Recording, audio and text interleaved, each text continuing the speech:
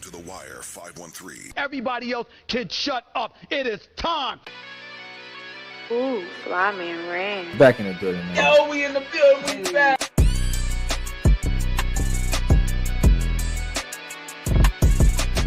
Make sure y'all follow us on everything Down to the Wire 513.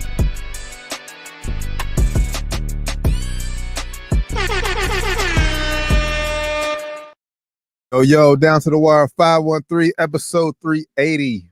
We got 20 shows away from 400, man. Turn up, turn up, turn up. We almost there, man. We've been grinding. We've been grinding for a long time, man. Since 2017, something like that, man. 2017, yep. Grinding for that long time. Ain't stop. We ain't take no pauses, nothing. COVID ain't slow us. We might slow down a little bit, but not for real. We were still here, giving y'all content, giving y'all episodes, keeping y'all entertained, man. Back here tonight, keeping y'all entertained. Facts. I know. We up against the game 5 of the Western Conference Finals, but hey, it is what it's gonna be. So. We watching too, y'all. We're thinking about streaming it. T thought about streaming it. We want to keep our channel in good standing with YouTube, so we're not gonna do that. Playback be on some bullshit. So yeah, next season for sure. Playback. We're gonna fuck with y'all on playback. Yeah, and we guys be in a good light anyway, because I know once upon a time, if you've been following along with us, Facebook almost got taken down. Also, it was gone for a week. It was gone for a week or so. About a week, yeah. We had to appeal this shit and everything. That shit's crazy, man. It was some music or some shit we had on. It was we had a clip of the Chad fight that was on Floyd's card. Oh yeah. Ocho Cinco fight. I remember that. They got us, man. Boxing be strict with their their little limitations and they copyrights. They don't play games. But Down to the Wire 513 episode 380, man. Thank y'all for tapping in with us. Always make sure you give us a follow on everything Down to the Wire 513. Doc is planning to hop on. Hopefully hop on here. Got word he just landed at the airport, so hopefully he's on before we get off of here. International Doc. Man, making moves. Yes, sir. But nah, man, we're gonna get right into it though, man. NBA playoffs, man. Obviously, it's been what's been controlling the sports world. As last night, the Indiana Pacers take a 3-1 series lead. Well, let me rephrase: a commanding 3-1 series lead. You know, you can't say 3-1 without having commanding. You gotta say commanding 3-1. I was gonna say that when you said it 3-1, because in my head, I said commanding 3-1. But yeah, Indiana take a commanding 3-1 series lead after knocking the Knicks off again last night. Good game. But Pacers, it's been a great series. It's been a great series. 130 to 121. Halliburton with a historic double, 32, 12, 15 assists with no turnovers. Masterful game, man. He's been putting on a masterpiece of a playoff. Actually, you know, after being voted by his peers as the most overrated player in the league, he's just been tearing that to shreds. Mm-hmm. Just killing that narrative, man. Shout out Hallie, and shout out to John Halliburton back in the building last night in the suite, man. Hey, man. Hey, I mean, I know it ain't New York or it ain't LA, but the Stars was out of Indy last night, man. It was, man. So yeah, John Halliburton, Tyrese's dad, Pat McAfee was there, Triple H was there. Triple H was in the building, man. That shit was lit, bro. And then obviously you had the New York contingent. Ben Stiller was in the building. Spike Lee was there. So yeah, man. Stars were out in Indy last night, and game did not disappoint. So what did you think about just last night's game overall? I just think it's been a kind of the tale of the series. The Knicks, I mean, the Pacers are just a better team. Honestly, man, they're a deeper team. They have more talent when you get to their bench. The bench is better. And I think top to bottom they have the better team. The Knicks have bigger names on their team. You know, when you say the names, you go through the depth chart. You look at the starting lineups. You look at they play 7 only. They have the bigger names, and it sounds like they had a better team. But when you look at how deep the Indiana Pacers are, if you watch them all season, they were 30-11 second half of the season after All-Star break. So they've been a great team for this whole year, almost this whole calendar year. They've been on the heater, honestly. So I think last night they proved that again. Halliburton, as you mentioned, masterpiece of a game. And they forced the Knicks into uncharacteristic turnovers. Josh Hart has been playing like shit. Man, He had some terrible turnovers. Same thing with Mikal Bridges has some terrible turnovers as well. Cat is hobbled, man. He's hurt. You see, he's questionable for Game 5 with that knee injury. So that's also hobbling them. And then they're just they're not a very good team when they have Cat and Bronson on the court together defensively. But you can't put them off the court. They need them on the court offensively. And I think a big thing for the Knicks is they're just too Jalen Brunson dependent on offense. Like he is their only playmaker on offense, honestly. nah, facts. And I mean, and you mentioned it.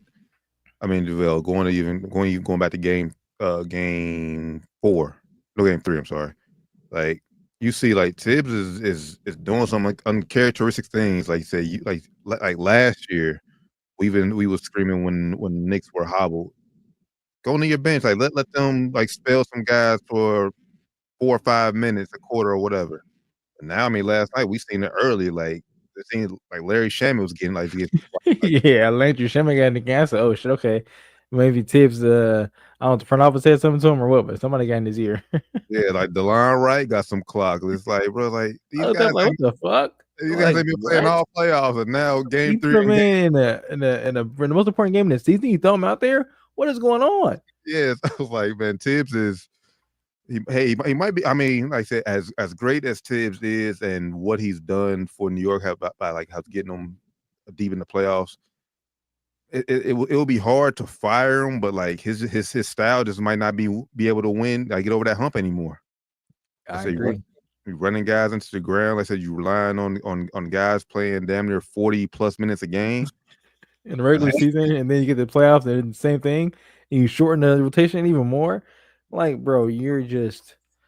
I know, the players are they love Tibbs. They're not going to say it. They're not going to, say that they're tired or say that it's running them to the ground. But it doesn't lie, man. Like, if you look at the minutes, actually showing it on ESPN, the number of minutes that they played compared to the number of minutes that the starter for the Pacers played, like 100 more minutes. It's 15 more games. They said 15 more games they played in minutes over this playoff run.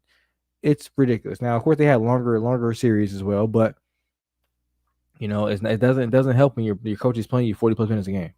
Yeah, I mean, hell, when you're playing an up and down team like the Pacers, you're going to like everything's going to catch up to you eventually. It's all going to catch up to you. So I mean, just a bad time to face the Pacers right now. Like I said, this deep in the playoffs. Like maybe if they played them first round or maybe even second round. Series could be going back to New York tied, or they could be up 3-1 or whatever. But like I said, Eastern Conference Finals, you've been in dogfight series all year. You're coming off of a tough series against Boston. Now you got to play a fast-paced Pacers team playing every other day. They're only human, bro. Yep, they're only human, man. And they got beat up in the first round too against Detroit. Mm-hmm. It was a quick series, but it was still a hard-fought series. They won, I think it was 5 games. But every game was close, and they could have lost almost every game. Mm-hmm. So it was a highly contested series. You mentioned the Boston series, very highly contested as well. And I felt like after they won that series, their fan base thought, okay, it's finals now. We made it. Yep. Psych, lost first 2 games in this series, and then you got one, but like you said, lost last night, and now the Pacers have a commanding 3-1 lead. It's not looking good for the Knicks, man. Moving forward, they have. Their home court to look forward to. They are playing the MSG for Game 5, but like I said, Cat's questionable. Luckily for them, Neesmith is questionable too. He was questionable for Game 4. He still played through it and played great, I think, in Game 4 as well. But you mentioned it, man. Maybe Tibbs is not the coach to get them over the hump. Maybe with this new iteration of the Knicks, would they have more offensive savvy now, and they're not as grimy as a team, as they were before when they had the Julius Randles. They had the what's my guy's name that got traded to Toronto? RJ Barrett and Quickly. They had those guys. They were a little bit more grimy. Those guys are a little bit more rely a little bit more on the effort end and not so much on the skill end. And you got guys like Cat and Brunson. They're not high effort guys on defense at least. They're gonna take plays off on defense, and maybe his style of coaching is not gonna work with those two guys being their best players. Yeah, man. And I mean, and like I said, I know we talk most of the Knicks, but man, like I said, got to give credit to Indiana. Honestly, since last time we on, we talked about Pascal Siakam and shit. He been hooping. Balling out, man. He played his ass off in both the last games. Honestly, man. Shout out to Pascal. I know I talk a lot of shit about him, but hey, like you said, I got to give credit where credit is due. And also Rick Carlisle, man. He's a championship tested coach. He is coaching circles around Tom Thibodeau right now.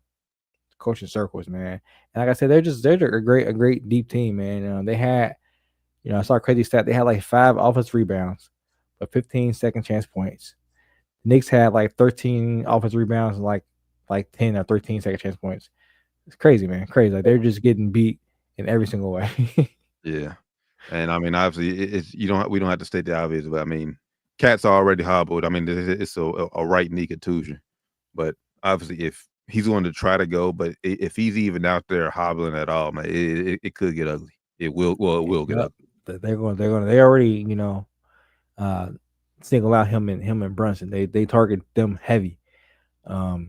So yeah, I can see a lot of Tyrese Halliburton pick and roll, and just to get Cat isolated on him, and he's going to go full speed at him. Or they want to get Pascal mismatched and get Cat on Pascal, and Pascal's going to just go full speed at him. They're going to run them into the ground on tomorrow night. It's tomorrow night, right? The game? Yep, tomorrow. Yep. Even worse, like you said, every other day, it's a killer, man. It's a killer for them. I'm gonna give credit to. I want to just shout out my boy because I haven't been able to shout him out all playoff, well, not since earlier rounds. But hey, Ben Mather, man, came in 20 off the bench in 12 minutes, gave him a huge spark, energy wise. He did, man, and he plays mind games with players too, man. I like the games he plays on the court, man. He's a little bit of a pest out there. Kind of a leg. He has the personality of a Lance Stevenson. I knew you were gonna say Lance, man. He reminded me of Lance a little bit. He does. Lance was in the building last night too. Lance was in the building last night, man. Lance was in the building. He's low key legendary, man. So I mean, I said beginning of the playoffs. I said beginning of the conference final. I was hoping for a T-Wolves Knicks finals. Looks like we're gonna get the complete opposite of it. I'm still gonna tune in and enjoy it for what it's worth, but I mean, you always see the talks on Twitter. It's about to be a trash finals, boring finals, ratings all about to go downhill and all that shit. So, which they're probably right. With these two fan bases, you don't have the rabid fan bases of the Lakers and the Celtics or Knicks or I don't know, even the Spurs. Spurs got a nice fan base. You don't have those legacy franchises. If it is going to be the Pacers and Thunder, but I'm looking forward to this finals. If it is those two teams, I think they're. This is what the NBA and the owners obviously wanted when they had the CBA in mind. They wanted the talent to be dispersed throughout the league. They wanted to give these small market teams more of a chance to get talent on their team and to make a run. And that's what both of these teams have done. They've garnered. They've garnered talent. It's funny when I think about it. Both of these teams are built off the backs of Paul George, bro. Both of these teams are built off the backs of trading Paul George. The Indiana Pacers traded Paul George for, I think it was it Sabonis? It was Sabonis and Oladipo, right? To Indiana. It was Sabonis for sure. It might have been Sabonis and Oladipo. It was Sabonis in I know Oladipo was Sabonis. Yeah, Sabonis definitely was Sabonis because they ended up getting Halliburton for Sabonis, and Halliburton is the whole reason they're here. So yeah, it was definitely Sabonis then. So they ended up trading PG to OKC after he requested out. Mm-hmm. They get Oladipo and Sabonis. They ended up having a good season that year too. They had a pretty good run those years when they had those guys. Never got over the hump really though. End up flipping Sabonis for Tyrese Halliburton a few years later. Now look at them, back-to-back Eastern Conference Finals appearances, and now on the brinks of the first Finals appearance since what? 2000. 2000, man. Crazy. 25-year drop for them. And then you look on the other side, we all know the history of that trade. You know, Kawhi wanted Paul George in LA with him. LA made it happen. It took a lot to make it happen though, but they made it happen. They ended up trading Paul George, ended up getting Shea, Gallo, and hella other shit. Worst trade in NBA history. And now Thunder are now in the finals again. First time since what, 2012 for them? Yep, 2012. Yeah, with Westbrook, KD, Harden, and when Harden went Invisible Man in the finals. So this will be the first time for them if they get past the Timberwolves. Wow, Timberwolves had 9 points at the end of the First quarter. Yeah, Oh, this is terrible, man. This is ridiculous, bro. Ridiculous. The fact that they, like I said a couple weeks ago, the fact that they even made it to this stage again, kudos to them. They have to do better on offense, man. Next season, they have to get more offensive players. This is ridiculous. I'm just about to be hurt that now we're about to not have NBA on for a whole week. It's gonna be shitty, man. what are we gonna do? What are we gonna do? I do not know what I'm about to do, bro. I mean, well, I'm gonna watch WNBA. I mean, I will tune in WNBA for sure, but still, yeah, facts. But it's the finals though. But to your point, and not only that both Pacers and Thunder were built off the backs of Paul George. Both of these teams, for the most part, are built during the draft and developing guys. Like we all know how great Sam Presti is in OKC. He's, like I said, I got him up there, maybe top 2 GM in all of basketball right now. Yeah, he's definitely up there. If he ain't number 1, number 2. So I mean, and basically what this does for the rest of the NBA, it shows that you can build teams, like I said, through the drafts, through trades, and obviously get a championship. You don't always not even landing huge players in trade. Like Tyrese Halliburton was not a huge name when they landed him in the trade. Yeah, he was a good prospect, but he was not looked at as a top 15 player in the NBA. Same thing with SGA. He was a good prospect. Was he looked at as an MVP future MVP candidate? Absolutely not. He looked at it as a future. Okay, he'll be maybe a borderline all-star one day. No one saw him be an MVP candidate and possible MVP winner. Now he just won MVP. No one saw that coming. So the fact that both these teams took a swing, saw players they liked, traded players that at the time were better than the players they got in return, shows that hey, you gotta make swings. You know, you may your fan base may be thinking it's a swing for the worst, but hey, you gotta stay true to what you believe in. Stay true to your team building characteristics, your team building rules you set for yourself, and this will happen. You also need some luck. You know, who knows what happens if Indiana sees a healthy Milwaukee? I think they still win probably in 6, but who knows? Same thing with Boston. Who knows? Indiana would have saw Boston, healthy Boston. Who knows what will happen? Who knows? But hey, you need luck sometimes. So being on your side, you need help to be on your side. Both of them happen. You know, I think OKC, this is their destiny this year. But who knows? They would have saw Clippers. Who knows what happened, man? Clippers are tough. But this goes down to show, man, that every game in the playoffs is truly important. I said we go back to the Clippers game. 2 of the games they could have won and they would have advanced. Then you go back to game 1, Knicks Pacers. If they win that series, going back New York tied 2-2. Like they still have hope. So man, every game is important. And we talked about a little bit off air. What is this going to do for the rest of the league? Where I mean, obviously, the rest of the league are going to want a superstar, and I feel Indiana values Tyrese Halliburton as a superstar. But if you ask most of the NBA heads, like I said, who watch the game religiously, would they say Tyrese Halliburton is a superstar? I guarantee most of them will probably say no. Great player, all-star talent. Is he a superstar? No. Yeah, and I would agree. I think rightfully so. He has superstar capabilities at times, and he can play at a superstar level at times. But he's not a full-time superstar, in my opinion. Yeah, and he's face of the Pacers, carried them to the NBA Finals, and if he went and has a good shot of winning the finals. So, and then obviously, like we said, we got OKC. Like I said, built through the draft. Shea, Chet, J-Dub, they have their core there locked in for a while, which I forgot where I seen this at. I seen it on Twitter when it was a nightcap, and Chad basically stole Cuff's tweet on Nightcap, basically saying how OKC is built beyond this. But I'm trying to think, are they though? Because obviously Shea's MVP. I know he just got a max deal, a super max. What maybe 2 years ago?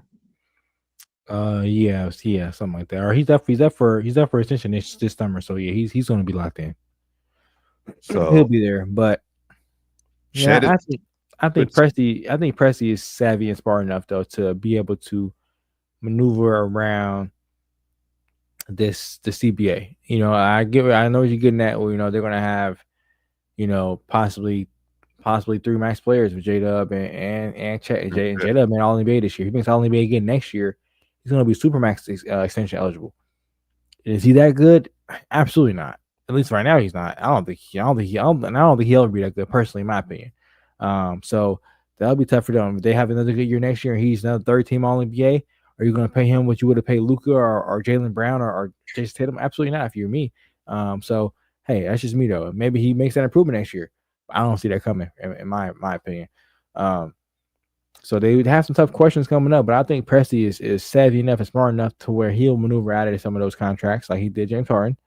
Maneuver out of that contract at the time we thought it was a bad idea, which I think it still was a bad idea because they end up still being competitive, but they never really got back into where they were at. So now they never got back to the finals. So now, it's set on back some years. Maybe he'll learn from that deal. I was just about to say, I think if I pay guys.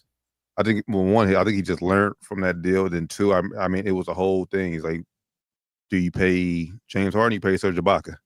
You know, at the time, bigs were still relevant in the league. So I know they went with Ibaka, but if you'd have told Presti how the league was going to look 4 years later from that, I guarantee he pays James Harden. Yep, I guarantee it as well, man. So maybe he'll learn from that. Maybe he'll they'll maneuver or they'll keep these players and just go into the tax. I don't see that happening. I see them possibly, he has a lot of draft picks still. They're going to trade some of those down and get more players in there, or they're going to keep the draft picks they have, and they have a great scouting team. They're going to get good players, and they're going to let some of these names that they build up, let them walk probably, or trade them when their values at the highest. I mean, trade them and get more draft aspects like that.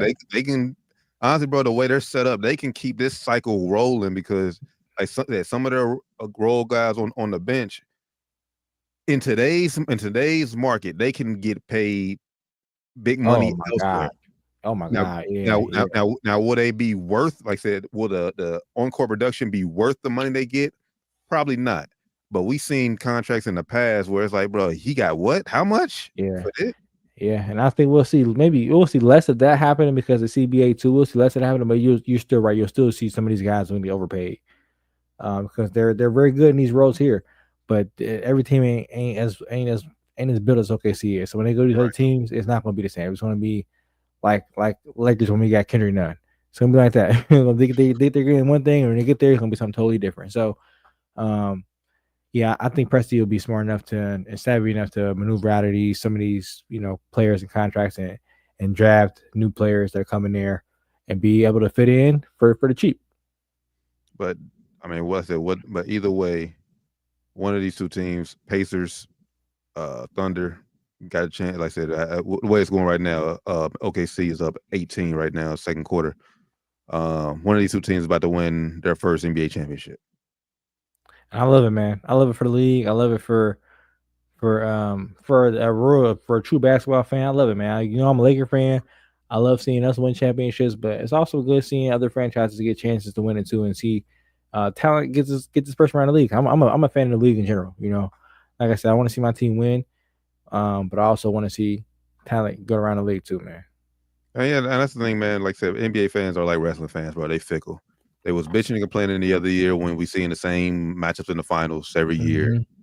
But now we getting two teams who, like I said, the reason I love OKC Indiana is like they feel like intimate teams. Like I said, they're it's pretty much like almost nothing that like no knock to Indiana because I know Indianapolis is a pretty nice. I say they got other sports stuff going on. But still, when you go to the field house over there, bro, like you hear it, like it'd be rocking. Same with OKC. Yeah, Like, and then both fan bases, the fans are still wearing the shirts that the arena gives you. yes. That's how you know they bought in. The fans are wearing the fucking shirts. They wasn't doing that shit in LA. They're not doing that shit. They're wearing the shirts, man. That's how you know the fans are brought in. The fan bases in both these cities are true fan bases, man. I love it. I can't wait. Hopefully, I don't want to jinx Pacers. Hopefully, the finals close in Indiana. I tweeted it today, man. Game 4 will be Friday the 13th. We're gonna have to have Sports and Spirits in Indianapolis for Game 4 of the finals. If it's OKC and Indy, of course, OKC gonna have home court advantage. So Game 4 will be Indy. It'll be Friday 13th. Man, we gotta get out there. It'll be dope if we can make it happen. I don't know if we can make it happen. If we make it happen, we'll see how it goes, guys. Friday. We definitely got. I said we ain't not going to the game, but like just going and enjoying. Yeah. Oh yeah. Yeah. Like I said, yeah. Yeah, just going, to be out in the environment, to get out into the see the Indiana fans up close for no. Shout out to my guy, Tens Out of Pocket Variety show here. We got the NBA finally adopting the mission statement of NFL, and the NFL, no one is bigger than the Shield. Plenty of players since Magic and Bird have been bigger than the NBA itself. That is a fact. Mm-hmm. The owners have been making it clear, future NBAs, that they want no player bigger than the program, despite how much they're gonna have to pay them. That's true. I think that is true. You're seeing, I think you still will see players, still get. I think they still get pretty big and pretty popular, but I don't know. I think you're seeing the CBA coming to effect, man. They wanted talent to be dispersed, and you're seeing the teams that adapted to that earliest, get rewarded. Honestly, the teams that because some of these teams got lucky too. You don't want to say they adapted because Boston last year had the highest payroll on the fucking one, so they didn't adapt to not paying players, a super high salary and getting one expensive player and then getting the rest cheap players. So it's like Ten said, is like T said, it's very fickle. The NBA owners are fickle, the fans are fickle, the way the teams are built is fickle too. Things change, ever changing. We might see next year where teams go back to playing too big. So I think we've seen that a little bit in the finals, or a little bit in the playoffs this year. And the thing, going to his point about saying no players big, how the NBA has adopted NFL's mindset, like no players bigger than the shield and the logo. That's what's great about the NBA. Like if one and we're fans of this guy, but like Ant Edwards, like he says he doesn't want to be face of the league, and obviously I think his press conference interviews right now still shows he has a lot of maturing and growing to do. But until he grows into that role, you have so many other superstars right now across the league where it's like, yeah, and it's still him, like that superstar. But here you still got an SGA over here who's doing it the right way at a young age. You still got the old head, like crazy to call them old heads now, but like Giannis, Luka, Jokic, like those guys are still the faces in the league. So, to his point, no one is going to be bigger. It's going to be bigger than the logo. But like I said, I think it's still be guys who will be right there because I mean Wemby is still coming. Yeah, I think Wemby is still going to be pretty huge. All things considered, hopefully he stays healthy. But to his point, as far as like but to his point, I guess like how Bron is basically like can go to any team and control it and take control of. Yeah. I think those days are past us. Yeah, I think those days are past. Plus, also, the best players in the leagues are now they're not American players, and I don't think foreign players have that same mindset as American players have as far as wanting to be in control of all that kind of shit. Like, look at Giannis, he don't want that kind of shit. Jokic don't want that shit. Doesn't seem like Shea really isn't really into that either. It doesn't seem like Wemby is gonna be like that. It doesn't seem like these guys are into playing GM. They just want to go out there and hoop. Seems like, to me at least. I think that's right now.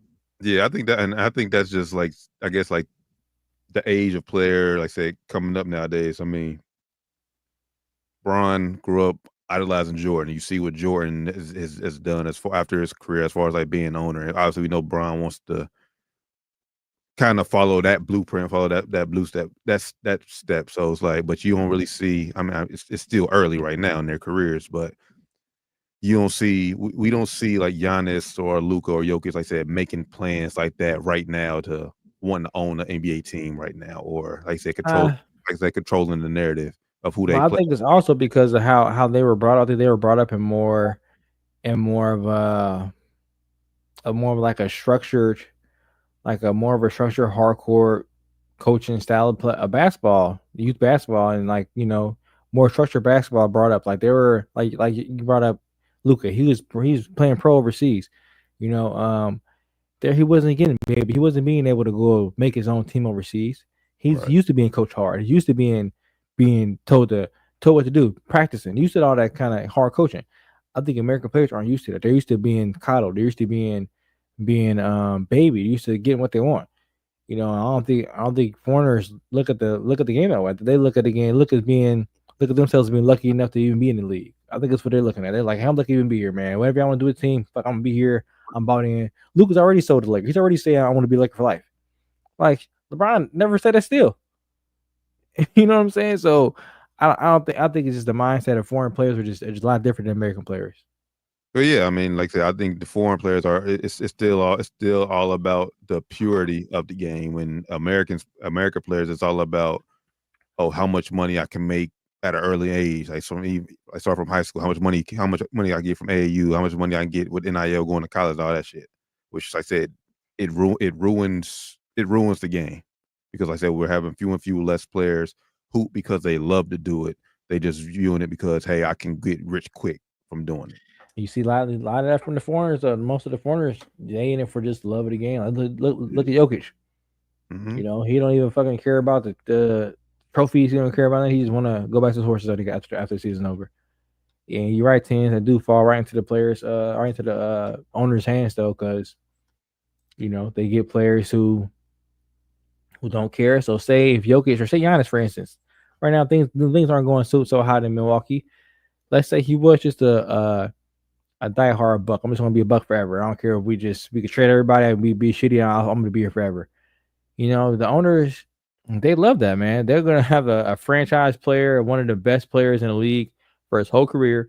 No matter what they do, they can really commit to not being good. It's expensive to be good in the NBA. Like I said, I would love to see these teams' books and see how much money they lose every year. Like these expensive things, like the Warriors, for instance. The Warriors, they probably lose money every fucking year, lose millions every year, like just because their payroll and the luxury tax they got to pay. So, I'm sure owner would love for a player to be, one of the best players in the league and be like, you know what, I know you had a rough year last year paying luxury tax. Trade everybody, man. Keep me on the team. Trade everybody and have an off year and just run up the numbers for the money this year for your actual books. Owners love that shit. Yeah, facts. As far as the American talent, I mean, that's what everybody, not everybody, but I guarantee, like I said, they're banking, like all things is banking on Cooper Flag and him development, which is crazy because I'm thinking about it now. I'm watching it now, bro. Chet is American hooper, like born and raised here, but I guess because I mean Shea is the man on his team.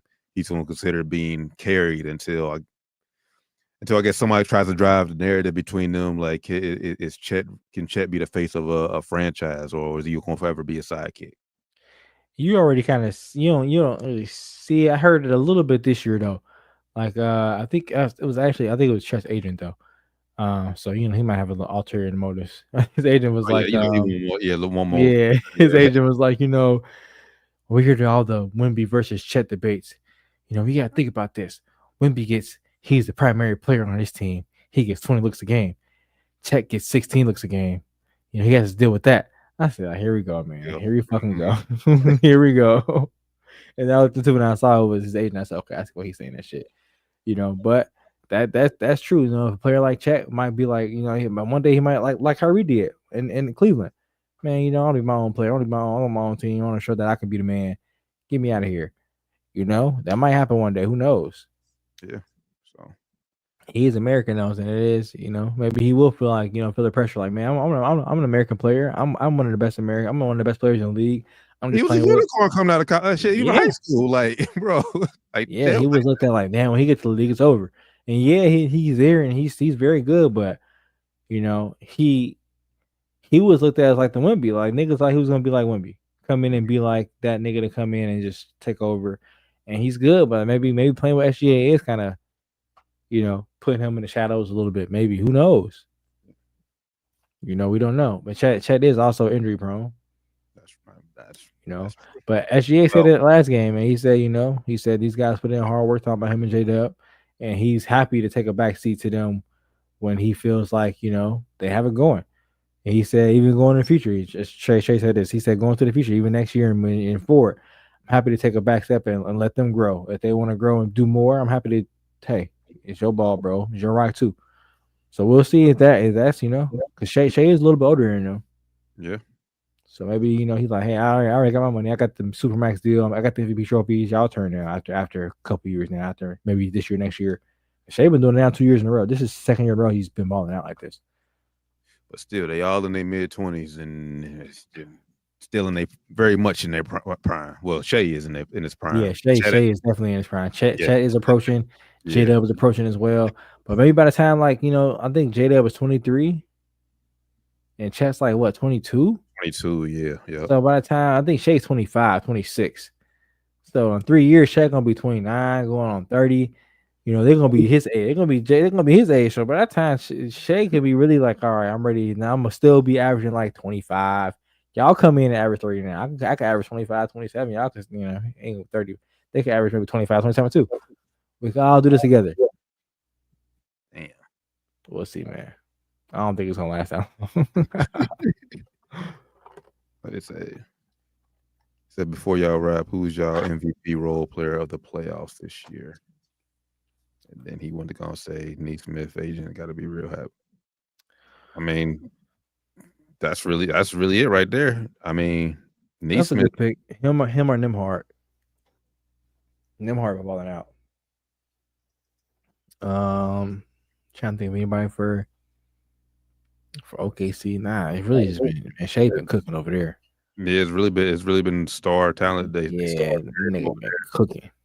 I mean, I wouldn't give him MVP, but just what he's done defensively for them. I mean, Caruso deserves just a mention. Oh yeah, and last series too. I guess he said in the playoffs. So yeah, Caruso for sure is up there. He's definitely a top 5 consideration or top 3 consideration probably for me. But yeah, you got Neesmith, Nimhart up there, and that's really Caruso about it. Up there, yeah. After those 3, I would go those 2 on Indiana. And I would go Caruso on OKC. Yeah, I would just go Caruso on OKC. The other guys been playing good though, but Caruso just been he's been quiet this series, but for like I said, it's a playoff award. I throw Jay McDaniels in there too. Just yeah, he been playing good. He been playing good. So Yeah, I thought for love. Speaking of OKC, Minnesota. Like I said, looks like this is pretty much over. I mean, granted, no 20-point lead is safe in the NBA, but OKC, especially this year in the playoffs, man. But OKC, it looks like when they've been up big, they only won. They go bigger. Yeah, I would say the only once they blew a lead, and that was game 1 against Denver when they played them. But going back to game 4 that happened on Monday. What happened in that game, bro? I mean, that was the perfect game for the Timberwolves. Like if you were a fan of Timberwolves, like all you needed was for Ant to be Ant.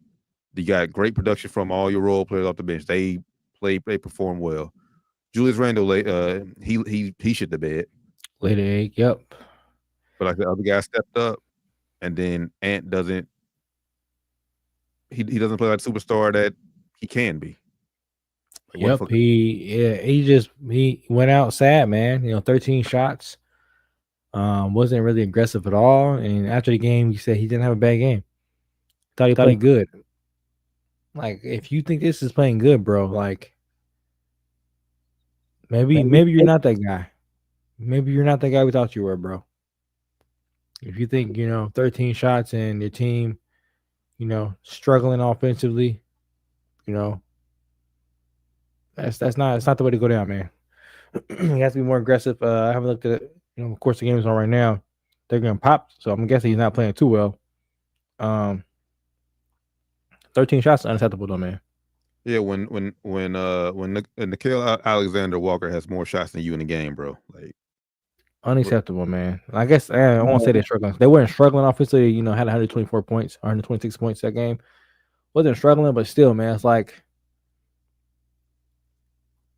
you have your role players playing that good. Y'all should be winning by a lot.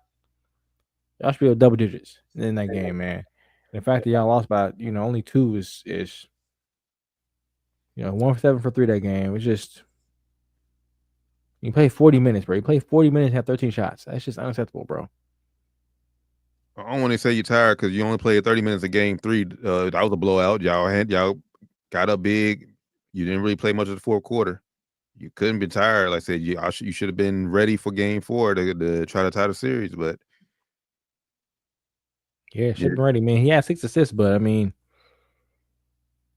nah, bro. Dante DiVincenzo and Nickeil had more points than you, dog. Like there are 3 players on the team that had in the 20s, and you was one of them. Down the stretch, bro. Like I said, when that game's come down the line, that was your like. If you want to be passive during the first 3 quarters, cool. Like I said, games closed, but fourth quarter, we always say superstars got to take over. You should have took over that fourth quarter, bro.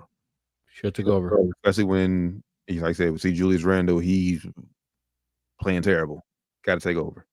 Right now, he's shooting more, but it's not making 9 shots tonight. Yeah, it ain't making shit. 0 4 from 3. Yeah, got 9 shots tonight, in 18 minutes. So getting up there tonight, but it might be too little too late now for you, bro. Yeah, I mean, this like it's going to be a Chet and Shea game. Chet got 15, 5-8 from shooting, and Shea 7-12 with 16. So it's over for y'all, man. Another year, another Western Conference Finals appearance, but another falling short, man. And you say you better than Luka and Shea. You call both of those guys. You say both. You say better than both those guys last year. When I think it was Nicola Andrews asked you, say I'm better than both those guys. Last year Luka took you out. This year Shea took you out. Hate to see it, man. Hate to see it. Yeah, and you supposed to be the next American guy, bro. You supposed to be the next American guy. Getting taken out by the foreigners 2 years back to back. And yes, ladies and gentlemen, Shea is a foreigner. He's Canadian. Yes. Yeah, Shea is not American. So, hate to see it, man. Hate to see it. I said it on Twitter on Monday night. I'm tired of hearing Anthony Edwards facing NBA talks now. Let's quiet that down, please. Let's just be quiet now. Let's just let him be him. Let him be a star in his own right. Let him just be one of those guys. Let's just stop talking about the league, man. And at this point, bro, who gives a fuck? Who gives a fuck who the face of the league is right now? The league league has probably had the most talent in his league than it's ever had right now. Yep.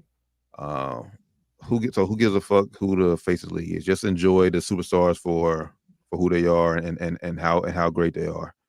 But that damn comment you made on First Take, bro, about Aaron, bro, that has shit to do with basketball, and I'm glad all the NBA community is calling you out, bro. Yeah, I'm glad they all just saying that's bullshit, bro. Because saying that he has to be married with kids to be considered the face of the NBA is fucking ridiculous, bro. It's fucking ridiculous. Yeah, he's 23. What are you talking about? I think it was you married with Perk. Was you married? I mean, you were considered if he wasn't never even gonna be considered the face of the league. But my nigga, was you married at 23? Right. What are you talking about, bro? Like, shut your dumb ass up, dog. Like, yeah, Perk. Like, really, bro. Shut up, dog. Just shut up. And I'm gonna go to ESPN in general, bro. Like, bro, First Take. I mean, obviously, I don't watch First Take, but I just see the clips on Twitter now. Yeah, I'm watching it. But like, bro, like the Morris twins, bro. Like, just because they hoop, bro, doesn't make them good analysts on TV, bro. So biased, man. Their Jokic takes are so funny, bro. They obviously got beef with Jokic because what he did to one of them, They still mad about. Oh my god, bro. They still mad about that, man. They still hate Jokic, bro. They still, when he lost, they was so happy. You can tell you how happy as fuck when he lost. Yeah, they want to get gimmicky and get twins on TV. That's all they want to do that for. Just because they twins. ESPN got them just because they twins, bro. And they taste terrible. And I guarantee that they coming in cheap too. They ain't rely on getting much money. So nah, man, takes to be terrible too, man. Takes to be terrible. But yeah, it's just let if you got a debate about who the face of the league is, then obviously they ain't one.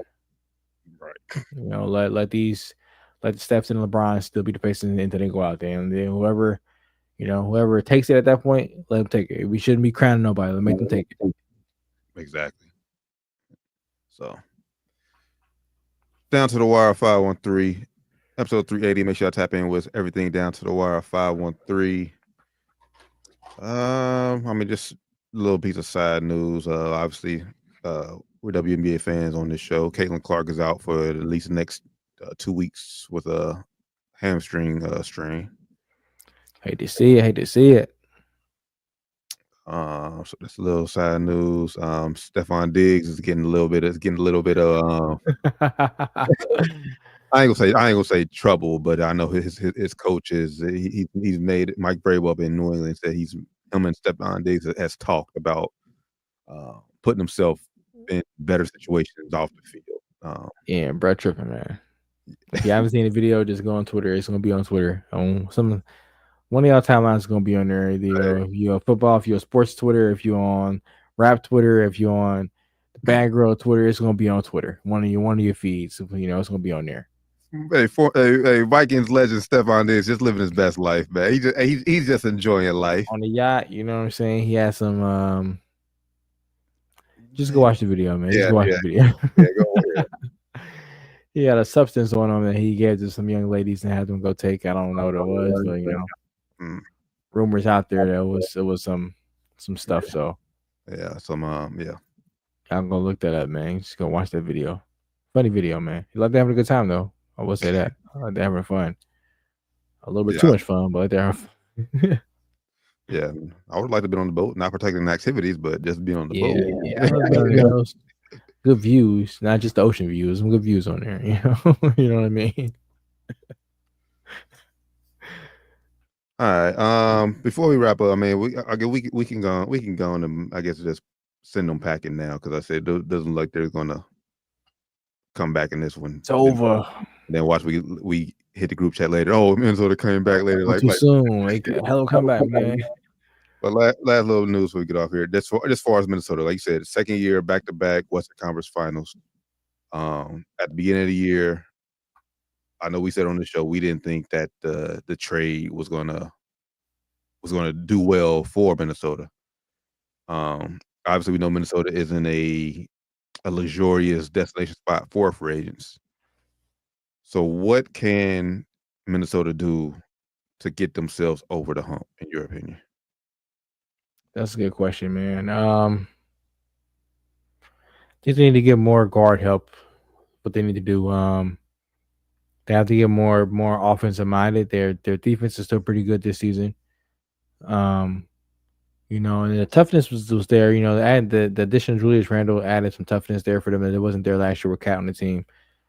So they got tougher, man. But their offense is just the half-court offense is so terrible, man. You got Jaden Daniels out there who was, sometimes is good, but yeah, kind of a hit or miss player. Mm-hmm. Julius is too easy to stop. Very, very one-dimensional. Rudy Gobert is non-fucking factor. Non-factor. Mike Conley is aging. I think you got to move on from Conley. Like I mean, that's Ohio State dog. Love him, man.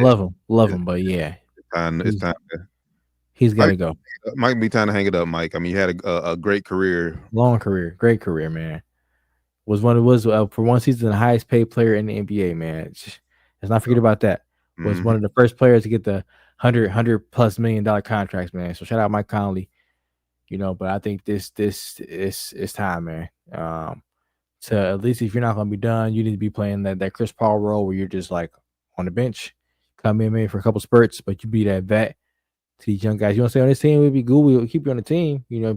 Coach up Rob Dillingham and Terrence Shannon Jr. Those guys, but your days of being a contributor on the court are going to be limited to over, bro, because liability out there. Especially playing with this team. You need to play playing on a team that was stacked with stars. Then maybe you could be a starter and be out there just passing the ball around. But a team where they rely on the backcourt to actually score points because the front court is not that offensively talented, he's not the point guard for it. So yeah, they need more guard help. They need to get rid of Mike Conley, unfortunately, or reduce his role. And I'll probably, man, I hate to say it, man, they just got him, but I'll probably move on Julius too. Well, he I mean, he is. I mean, you can't. Well, no, he has one more. He has one more year Player option, right? Player option for 30. He might opt out though, man, because he depends on how this CBA is crazy, man. Like he's a player who's not going to get. He might not get that kind of money elsewhere on open market. You only because he's scheduled to get 30.9. You don't think you can get that elsewhere?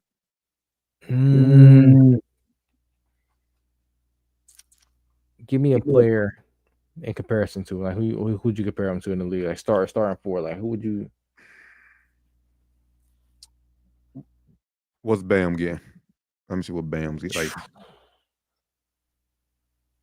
Like Bam, Julius. I mean, okay, I would slightly agree with that. Bam getting 34. Oh no, he's not. Never mind. He's got an extension. Julius ain't getting this. He about to get 50, 51. Overpay like a motherfucker, bro. Bam ain't that good. Oh yeah. Oh. Yeah, he got 3 years, $165 million extension. Before he was getting 34. That ain't bad for Bam. 34. That's a little 50, 51. Miami is in hell, bro. That's not good. It's Pat Riley for you. Oh, that is not good. Let me pull this up another site real quick. Let me make sure this is accurate. Yeah, I pulled it up on sports. Okay. Yeah. So next year he getting 37, but after that, that's when I kick in. 51, 56, 60. Oh, God, that's nasty. That's nasty for Bam Adebayo. I'm a Bam Adebayo fan, but that's nasty.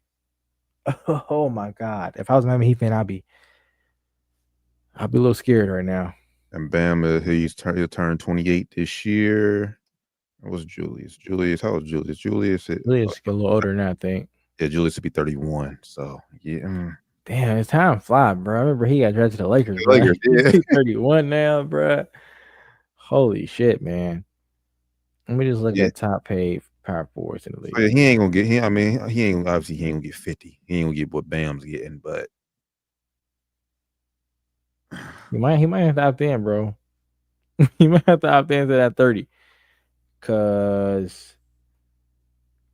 now player like it's been who is agent too, cause nigga like I see a nigga on here who always get paid, but he ain't that good. My nigga Tobias Harris, he always getting paid. Oh shit. His agent is a master worker, man. His agent be working on numbers, man, somehow. Yeah,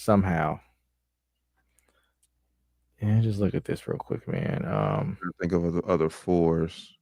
But now, I mean, but Minnesota, I'm with you as far as guard play. I don't know where they can get a guard, because I said Minnesota is not a luxurious spot. Like I said, I was hoping that they would have gave either Rob or Terrence Shannon more run this year.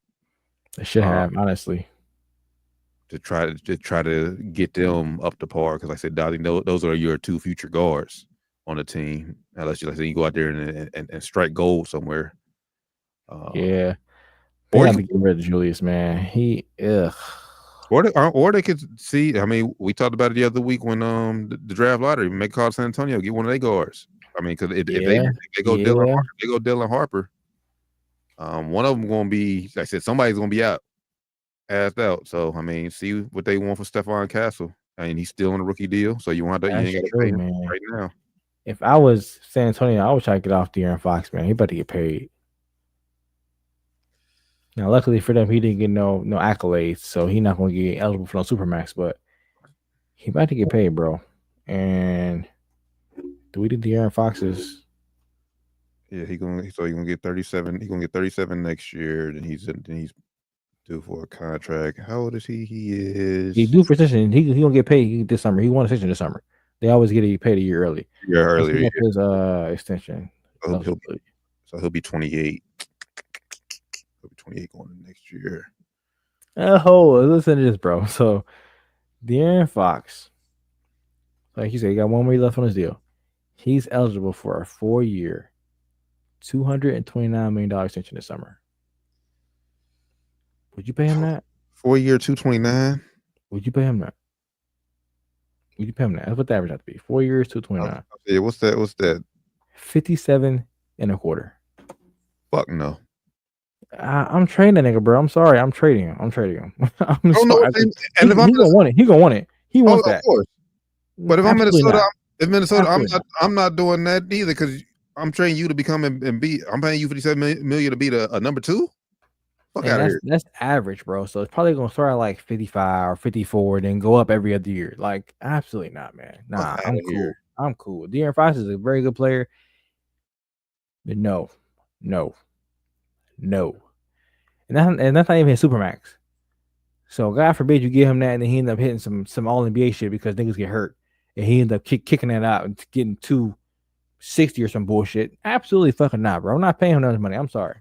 Absolutely not, man. Nah, I'm not. I'm trading him, keeping my rookies, keeping Stephon Castle, and keeping who they just drafted this year, bruh. Well, they ain't draft you. Oh yeah, we ain't draft yet. Oh nah, who I'm talking about that? I'm keeping Stephon Castle and or you talking about drafting Dylan Harper this year? Dylan Harper, yeah. I'm keeping them. I'm not paying him that. I'm not. Cause then you gotta do it next year probably, and next year when Wemby gonna be up next year, next 2 years, you gotta pay Wemby. Yeah. No, I'm not doing that. I know I'm paying Wemby. I already know what he is. He showed me what he can do already. So I already know I'm paying him. Now, De'Aaron Fox, you had years where you showed me what you can do too. And I'm just not that impressed with it. Like, yeah, it's good, but it's not that good. It ain't 60 million a year good. I mean, can't do it. We honestly, I said we wouldn't pay him, but he's going to get that from somebody. Somebody is. It ain't going. If I'm Spurs, it ain't gonna be me. Yeah, he's going to get that. Some like the way this. But I haven't seen you pair with Wemby yet. I haven't seen y'all work together yet. I'm not sure this marriage is gonna work. I'm not committing to you 4 years for that amount of money. I'm not sure this is gonna work. Because once I commit to you for that amount, and you show me that it ain't gonna work, are you gonna show the other teams in the league that you're worth that number? Or it's gonna be like Zach LaVine, where I'm about to trade a draft asset to get off of you. You know what I'm saying? Like, it's gonna be like that. It's gonna be like the same thing. Well, I ain't bring this up. I love this guy too, so I don't mean shit on you, my guy, D Book. He up for a session, bro. His shit is even crazy. You know what his shit is, bro? Oh, I know. He triggered some shit. I know. Yeah, he about to get $70 million a year. I love Devin Booker. I'm not paying a nigga $7 million a year. I'm sorry. He not getting that from me. I'm the owner. I'm sorry. You're very good, bro. But you haven't been shit without Chris Paul here. He ain't been here in the years. No, I'm not paying you $70 million a year. Same thing, De'Aaron Fox. I love you, bro. I think you're a very good player. That's negotiated down to 45. I think you're a $45 million a year player, bro. That's a lot of fucking money. In Texas, with no it was tax free. Mm-hmm. You're no longer the best player on my team. You're gonna be my number 3 player, hopefully, on my team. Because you're my second best player, we ain't gonna be that good either. Hopefully, you're my number 3 player on my team. Hopefully, you're my third best player. After we get Wemby up and running, and then we get hopefully one of the other guys who we redraft up and going. If we keep you around, your best scenario for our team to be the best that we can be is third best player. And third best players don't get paid $60 million a year. I'm sorry, they don't. So if I'm the ownership, that's how I'm pitching it to De'Aaron Fox. If you want to be here and be a championship player, I need you to be at this number. Because we got Wemby who's going to be here. And we know you're very good, De'Aaron Fox, but you already showed that you can't be number 1 or number 2 on the championship team. You can't. You showed it in Sacramento. You had a good year 1 year, y'all fell the fuck off. You showed me you can't be number 1 or number 2. So I'm gonna put you number 3, where you're gonna have opportunities to be on some nights, number 2, maybe even number 1 some nights. But most nights you're gonna be number 3. So Wemby here, we're gonna get somebody else here. It's gonna be number 2. We're gonna rock out. But for that, I need you to be at this number. If you don't want to set that, I'm gonna trade your ass. That's the thing, though. I think he can be a 2. Sacramento, he was always. I think he was always a 1. I mean, I know Sabonis is up there, but Sacramento, I think he was always a 1. As a 2, I think he can be a 2 because even they take Dylan Harper this year, Dylan Harper, I don't. I love Dylan Harper. I think he's going to be a future All-Star in this league. I don't think he's going to come in off the rip and be your number 2 option. I don't think he can be. I don't think so either. What I'm hoping is Stephon Castle can be that number 2. Well, yeah, or we get another number 2 in here, and we'll get another number. We'll find number 3 somewhere, bro. Because right now, you gotta look at teams right now in the finals. Number 2 is De'Aaron Fox, ceiling wise. Can he be Chet Holmgren? No. And that's us calling Chet number 2, because most people would say J Dub is number 2. And I think long term, Chet's gonna be their number 2. Chet is gonna be better than J Dub. He has a higher ceiling in my opinion. If he's healthy. Now, Indianapolis. I don't like this guy. I'm gonna be completely objective here. Is he better than? Can he be better than Pascal Siakam on a consistent basis? Can he be as tough a cover as Pascal can be? Tough as cover?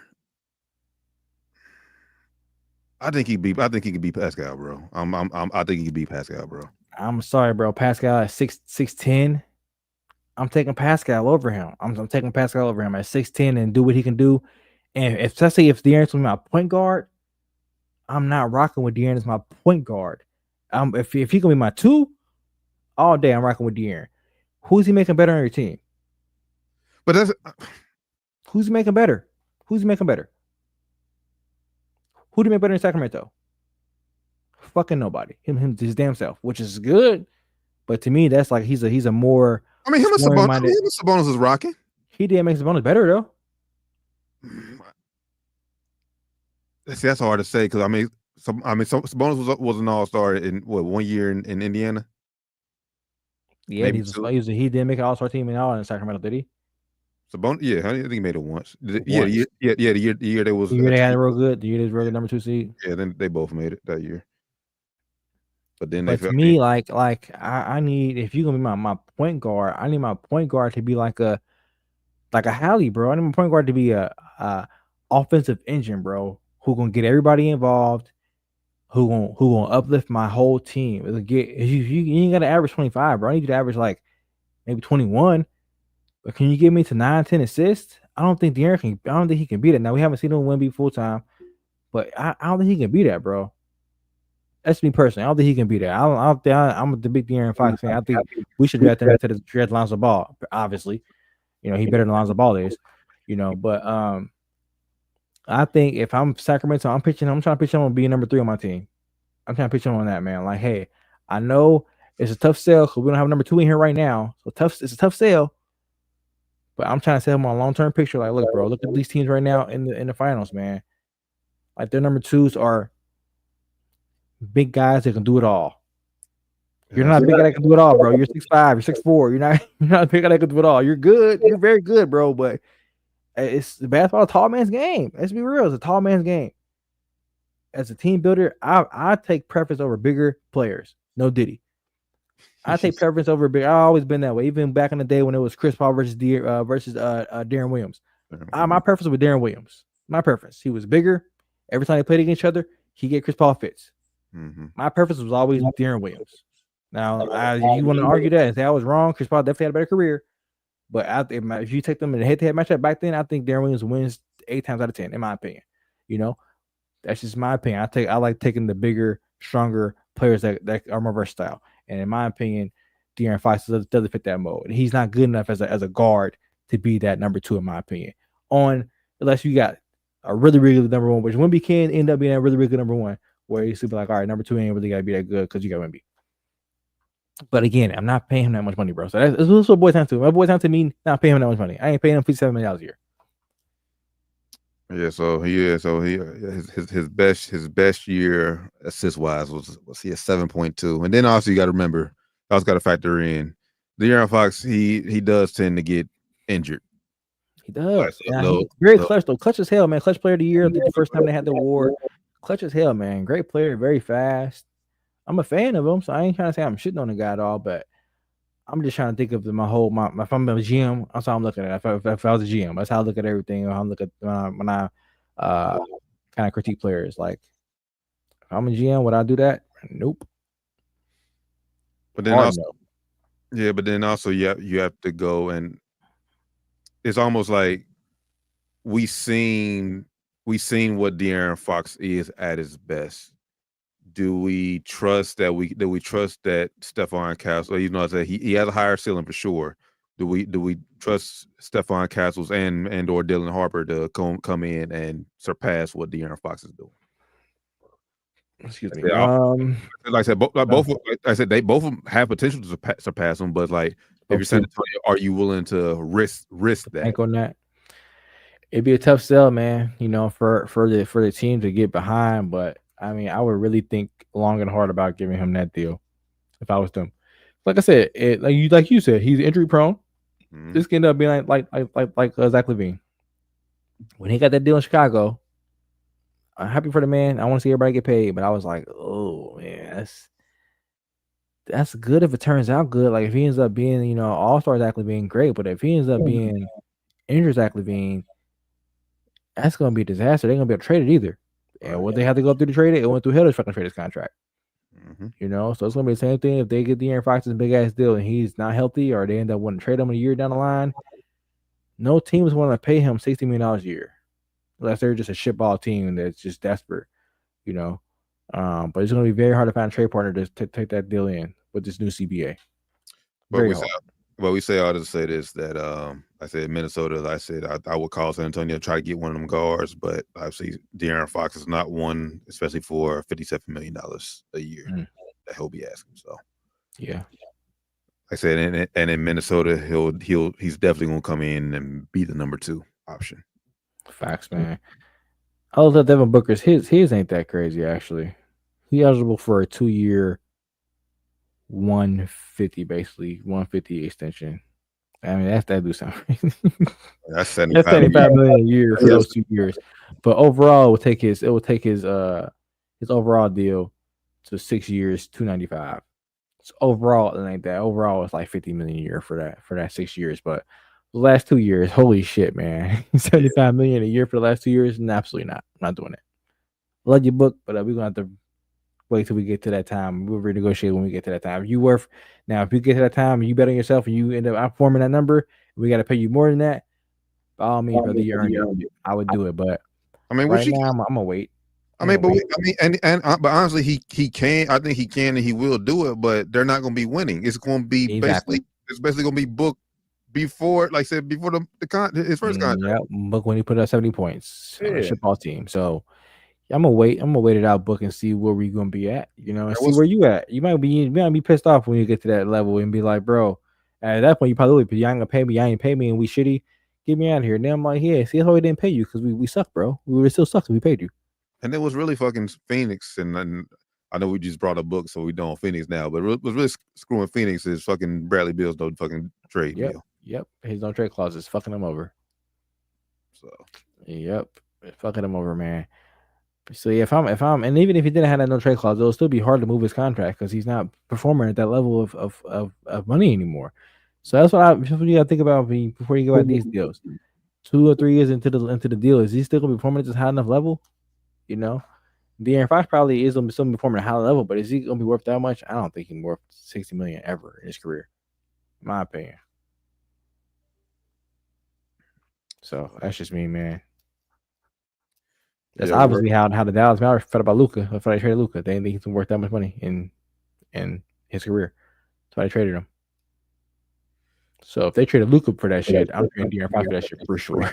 just know we thank God they players in Superstar already be lucky down to the wire. We're not GMs because we're hard. We're on giving players money. If I was a GM, nobody's getting paid. I'm just fucking around, man. But nah, you really gotta. I really put it to these players like I'm putting it to y'all. Like, look, man, if I pay you this, then how am I gonna return my money, bro? Put it like a business. How am I gonna return this fucking investment, dog? I mean, what are you gonna do for me for this money, bro? I'm not getting a championship for this shit. Yeah. So I don't know. We'll see. But yeah, Minnesota. It's time to make a few changes this offseason. Maybe try to even get off Rudy Gobert. I mean, that contract's gonna be crazy. So good luck. Hard to get off that too, but I would try to get off that. That's the first thing I would try to do if I was them. Try to get off that contract. It's gonna be hard to get off that contract though, because nobody's gonna want it. It's got to be almost over now. You got what, 1-2 years left on that deal? I think two. Yeah, no, they can't wait for that shit to be over. They cannot wait. Actually, no, he had. Wait, hold on. During this 2024-25, he has 3 years left. And the last year is a player option in 27-28. Opt into that. What's the option for that? 50-something million? No, it's only 38. Oh, 30. Oh, that's not too bad.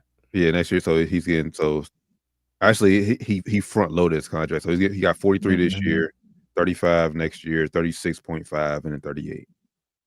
Yeah, the team probably did that shit. He probably didn't want to do that shit. The team probably. That's actually makes it a little more attractive for trade value. That's why I did that shit. So actually, that's not too bad. That's not too bad.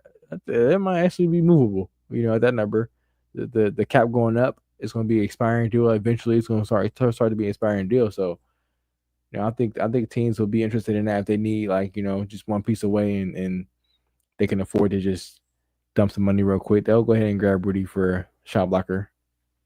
That's really all he is. I mean, like I said, his style of big is fading. Was it damn near gone? And it's crazy. Like he was like, I don't even think he averaged double-digit rebounds this year, bro. Like, nope, he can't rebound for shit, bro. He got terrible hands, man. If he could just catch you and be that bad, he can be a live threat. He just can't fucking catch. His hands fucking suck, man. So he did average 10 rebounds, 11 rebounds, 12 and 11. Okay, that's not bad there. 12 points though is terrible. For that money, yeah. It's terrible. So yeah, Minnesota has they have a lot of work to do to finally get over the hump. Like I said, back-to-back years, Western Conference Finals, and nothing to show for, not even an NBA Finals appearance. And I think, bro, you gotta stop shooting threes. He just right now he just airballed another three. But I know he went up 3-point percentage this year, but you gotta stop taking all these threes, bro. Just because you can shoot them doesn't mean you need to shoot them, bro. Yeah, that's true. That's true. I think this year he was just trying to avoid double team, just trying to get him up quick before the defense can set in. And also, you know, they had Julius and Rudy down there kind of clogging up the paint, so he didn't have as much room as he used to drive and shit. Definitely didn't help. But I will say he's not hitting, but he is emptying the clip tonight. So going out shooting at least, man. Well, no, a game fucking too late though. Like, God damn, where's this game 4? Yeah, man. For them to have 40 points midway through the third quarter is just terrible. Ridiculous, man. All right, we no need to force no more talk tonight. Obviously, they're up 30, third quarter. This game is pretty much over. So we'll catch y'all on Friday and recap. Hopefully we have a game 6, so we have more basketball. But with Cat's status questionable tomorrow, the season could be. I think the season might be over for New York tomorrow. Might be you're doing a preview of the NBA Finals on Friday, guys. So make sure you pull up. Yeah, make sure you tap in. Sports and Spirits Friday going down this Friday. Now we appreciate everybody rocking with us tonight. I know games are blowouts, so they probably turned us on. Appreciate that. Down to the Wire 513, episode 380. Make sure y'all give us a follow. Everything Down to the Wire 513. For the good brother, Flyman Rand, Josh Evans, the Terran Blend. We'll catch y'all this Friday for Sports and Spirits. Enjoy Game 5 tomorrow. Game 5? Yeah, Game 5 tomorrow in New York.